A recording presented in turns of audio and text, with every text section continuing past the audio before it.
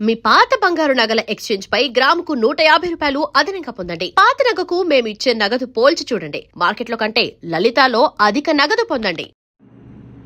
నేను ఇబ్బంది పడడం కన్నా నాకు జీవితం లేదు, నాకు జీవితం లేదు.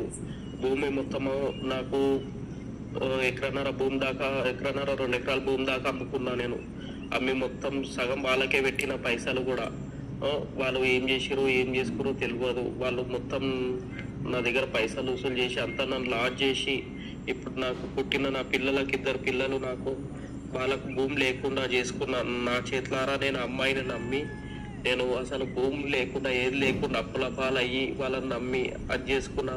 లాస్ట్కి నా మీద కేసు పెట్టి నన్ను జైలుకు పంపాలని చూస్తారు. దాంతో నన్ను ఎంత మోసం చేసినందుకు అక్షయని వాళ్ళ కుటుంబంలో వాళ్ళ నాన్నమ్మని వాళ్ళ అమ్మని ఎలాగైనా నేను చంపి నేను నా కుటుంబం ఏమైనా చేసుకొని చనిపోవాలని చెప్పేసి నిర్ణయించుకున్నా.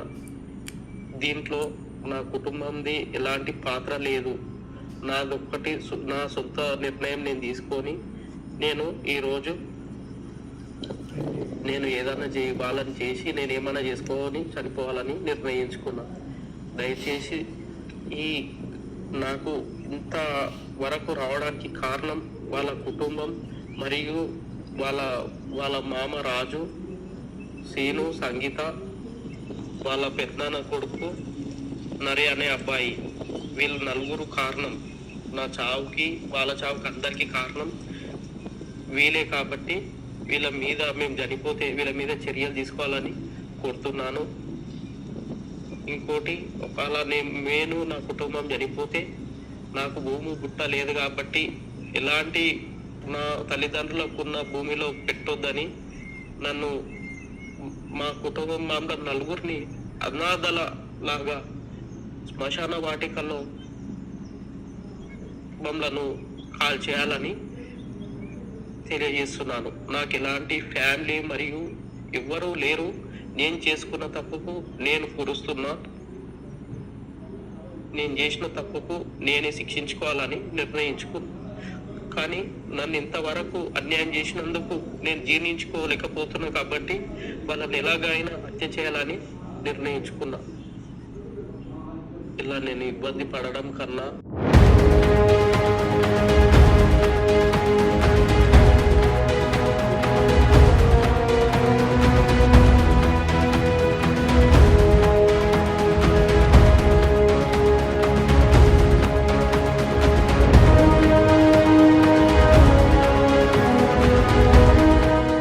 Welcome to I dream. షాబాద్లో 6 హత్యలు చేసిన ప్రధాన నిందితుడు క్రిమినల్ రాజ్ కుమార్ తన సొంత మేనమామ ఊరైన కొత్తూరు మండలం పింజర్లో గడ్డి మందు తాగి ఆత్మహత్యకు పాల్పడ్డాడు. సంఘటన స్థలానికి చేరుకున్న పోలీసులు చనిపోయిన వ్యక్తి రాజ్ కుమార్ అని నిర్ధారించారు. సంఘటన జరిగిన తర్వాత రాజ్ కుమార్ అతను ఏ కారులో వచ్చాడో అదే కారులో తిమ్మాపూర్ రైల్వే స్టేషన్కి వెళ్ళినట్లుగా సీసీ కెమెరాలు రికార్డ్ అయ్యాయి. స్టేషన్ ముందు కారు ఆపి రైల్వే ట్రాక్ మీద నడుచుకు వెళ్ళిన రాజ్ కుమార్ ట్రైన్ కోసం వెయిట్ చేసినట్టుగా తెలుస్తుంది. ట్రైన్లు రాకపోవడంతో తన వెంట తెచ్చుకున్న పురుగుల మందు తాగినట్లుగా ఒక అనుమానం వ్యక్తమైంది. కొంతసేపటి తర్వాత అతను బయటకు వచ్చి ట్రాక్ వెంబడి బయటకు వచ్చిన తర్వాత ఒక చెట్టు పక్క అక్కడ ఉన్న ఒక జామకాయ తిని ఆకలేస్తుంది, టిఫిన్ కావాలని అక్కడ స్థానికుడికి అడిగినట్టుగా తెలుస్తుంది. టిఫిన్ సెంటర్ తిమ్మాపూర్ వెళ్తే దొరుకుతుందని ఆ స్థానికుడు చెప్పడంతో అటువైపుగా నడుచుకెళ్తున్న రాజ్ కుమార్ను అటుగా వస్తున్న ట్రాఫిక్ కానిస్టేబుల్ అతను గుర్తించి అతను తీసుకుని వెళ్ళినట్టు తెలుస్తుంది. ఇదంతా ఊహాగానాలు, కానీ స్థానికులు మాత్రం ధృవీకరించారు. కానీ పోలీసులు మాత్రం మొన్నటి వరకు ఇంకా దొరకలేదు. అతను ఆచూకీ తెలిపిన వారికి 2 లక్షల రూపాయలు రివార్డు ఇస్తామని షాబాద్ పోలీసులు అదేవిధంగా రాచకొండ కమిషనర్ కూడా చెప్పారు. ఇదంతా జరుగుతున్న క్రమంలోనే షాబాద్ పరిసర ప్రాంతాల్లో పింజర్ల గ్రామం, అంటే రాజ్ కుమార్ సొంత మేనమావ గ్రామం, ఆ గ్రామంలో ఒక వ్యక్తి పురుగుల మందు తాగి చనిపోయినట్లుగా స్థానికులు పోలీసులకు సమాచారం ఇచ్చారని పోలీసులు చెప్తున్నారు. సంఘటనా స్థానానికి వెళ్ళిన తర్వాత ఆ టీ షర్టు జీన్ ప్యాంట్ పట్టి ఇతను చనిపోయింది రాజ్ కుమార్ డెడ్ బాడీని పోలీసులు కూడా నిర్ధారణకు వచ్చారు. కానీ కన్ఫర్మ్ చేసుకోవడానికి రాజ్ కుమార్ కుటుంబ సభ్యులను కూడా తీసుకొచ్చి చూపించిన తర్వాత వాళ్ళు కూడా కన్ఫర్మ్ చేయడంతో ఈ బాడీ రాజ్ కుమార్దని నిర్ధారించారు. కానీ సంఘటన స్థలంలో అక్కడ డెడ్ బాడీ పక్కన గడ్డిమామ తాగి మందు కూడా దొరకడంతో పురుగుల మందు తాగి ఆత్మహత్య చేసుకోవడాన్ని పోలీసులు నిర్ధారించారు. వెంటనే డెడ్ బాడీని అక్కడ ఉన్న హాస్పిటల్ తరలించి పోస్ట్మార్టం చేయడానికి ఏర్పాట్లు చేస్తున్నారు. కానీ రాజ్ కుమార్ ముందే దొరికాడు, అతను ఎన్కౌంటర్ చేయాలని షాబాద్ వాసులు అందరూ డిమాండ్ చేస్తుంటే ఒకవైపు ఆత్మహత్యకు పాల్పడ్డాడని మనకి ఇప్పుడు పోలీసులు కన్ఫర్మ్ చేశారు. ఇదంతా ఒక ఎత్తు అయితే దీని వెనక మరో కథ ఉంది. ఆ కథ ఏంటి అనేది రాజ్ కుమార్ బతుకుంటేనే తెలిసి ఉంటుంది. అదే 20 లక్షల రూపాయలు. పోక్సో కేసు పెట్టకుండా బెయిల్ సెక్షన్ రావడానికి షాబాద్ పోలీసులతో 20 లక్షల రూపాయలు ఒక బేరసారాలు జరిగాయని స్థానికులు ఆరోపిస్తున్నారు. అది కన్ఫర్మ్ చేయాలంటే రాజ్ కుమార్ కావాలి కాబట్టి ఇప్పుడు ఆ కేసు అంతా కూడా మిస్టరీగా మారే అవకాశం కనిపిస్తుంది. పోక్సో కేసులో వచ్చినప్పుడు అతనికి 7 సంవత్సరాల లోపు జైలు శిక్ష పడితే అతనికి 41 CRPC నోటీస్ ఇవ్వాలనేది చట్టం చెప్తుంది. అంతవరకు బాగానే ఉంది. ఆ విధంగా ప్రొసీజర్లు ఎక్కడ ల్యాప్స్ లేకుండా షాబాద్ పోలీసులు నిర్వహించారు.